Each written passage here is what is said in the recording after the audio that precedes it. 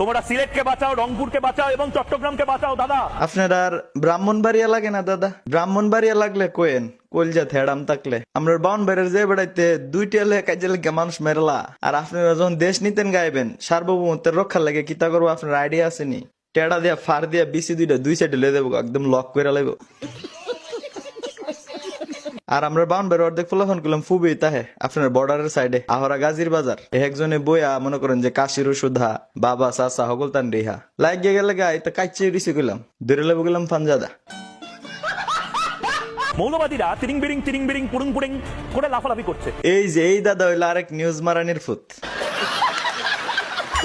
মানে সারা দিন ওই মুহূর্তে যেটা এই দুই নিউজ পড়তেই তাহে। তো দাদা আপনি নিউজ পড়ার স্টাইল এমন কি লিখা? আপনি কি আগের জন্মে সুলকানের মলম বিক্রেতা ছিলেন? তোমার নাম, আমার নাম, সিলেট, রংপুর, চট্টগ্রাম। আপনি মাইন্স